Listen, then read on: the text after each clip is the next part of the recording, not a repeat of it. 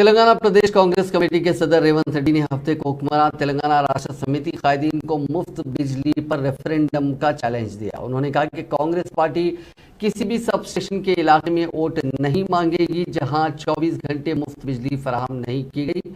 रेवंत रेड्डी मुफ्त बिजली पर रेफरेंडम कराने की टीआरएस कायदीन के मुतालबे का जवाब दे रहे थे। उन्होंने कहा कि कांग्रेस पार्टी टीआरएस के इख्तियार में आने से बहुत पहले से किसानों को मुफ्त बिजली फराहम करती रही है। उन्होंने टीआरएस पर यह दावा करते हुए आवाम को गुमराह करने का भी इल्जाम लगाया कि वो 24 घंटे मुफ्त बत्ती फराहम करने के नाम पर धोखा दे रही है। रेवंत रेड्डी ने कहा कि रियासत तेलंगाना में 3500 सब स्टेशन है। हमारे एमपी कोमट रेड्डी वेंकट रेड्डी ने लॉग बुक दिखाकर साबित कर दिया है कि 24 घंटे बिजली कहीं भी नहीं मुहैया करवाई जा रही है।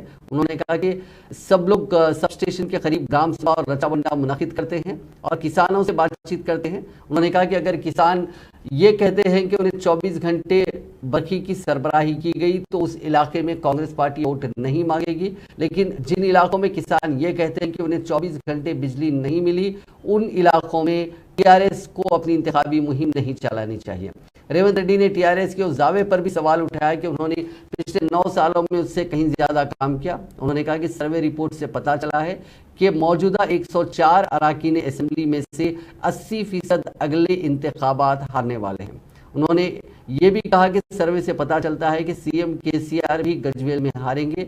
रेवंत रेड्डी ने चैलेंज किया कि अगर केसीआर में हिम्मत है तो वो गजवेल से दोबारा इलेक्शन लड़कर दिखाएं, वरना केसीआर को यह तस्लीम करना पड़ेगा कि वो नाकारा हैं। ఇందులో వ్యవసాయము నీటిపారుదల దాంట్లో స్పష్టంగా పాయింట్ నెంబర్ 1 రైతులకు ఉచిత విద్యుత్ బకాయిల మాఫీ, విద్యుత్ కనెక్షన్ల కోసం పెండింగ్ లో ఉన్న దరఖాస్తులన్నిటినీ కాంగ్రెస్ ప్రభుత్వం ఏర్పడిన తర్వాత 100 రోజుల్లో పరిష్కారం, కొత్త దరఖాస్తులను 30 రోజులలో పరిష్కరిస్తారు. స్పష్టంగా తెలుగులో ఉంది. ఒకవేళ తెలుగు రాకపోతే ఇంగ్లీష్ లో కూడా ఇదే అంశం